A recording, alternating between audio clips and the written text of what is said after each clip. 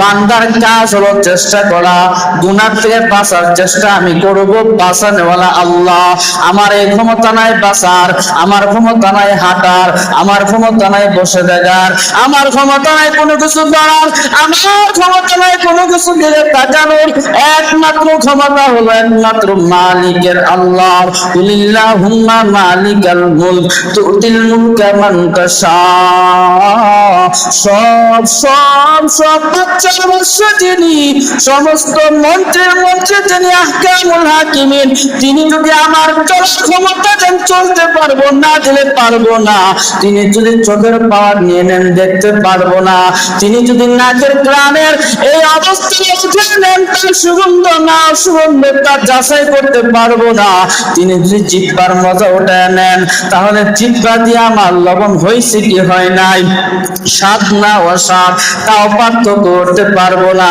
তিনি যদি কানের শ্রবণ শক্তি উঠায় নেন, ভালো মন্দ শোনার কোনো ক্ষমতা আমার নাই। তিনি যদি আমার মরণ নিয়ে নেন, বাঁচার ক্ষমতা কথা কন্যা যদি আছে।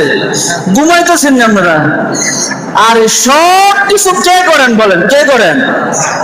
ইন্না সালাতি ওয়া নুসুকি ওয়া মাহইয়ায়া ওয়া মামাতি লিল্লাহি রাব্বিল আলামিন। আমার নামাজ, আমার মরণ, আমার জীবন, আমার কুরবানি, আমার সব কিছু হবে রব্বুল আলামিন, একমাত্র আল্লাহর জন্য। নামাজ যদি হয় আল্লাহর জন্য, আল্লাহ বলবেন পুরস্কার তুমি আমার। নামাজ যদি হয় আল্লাহর জন্য, রোজা যদি হয় আল্লাহর জন্য, মরণ যদি হয় আল্লাহর জন্য, সব যদি হয় আল্লাহর জন্য, আল্লাহ বলবেন সব ইবাদত যদি আমার জন্য করো, আমি আল্লাহ তোমার জন্য হয়ে গেলাম। আল্লাহর টার্গেট তোমার বানিয়েছি আমার জন্য, আমার গোলামি করার জন্য। যদি আমি আমার গোলামির ক্ষেত্রে তুমি কমতি না করো, তুমি পূর্ণভাবে করতে পারো, আমি আল্লাহর টার্গেট, আমি আল্লাহ তোমার হয়ে গেলাম। বলুন সুবহানাল্লাহ।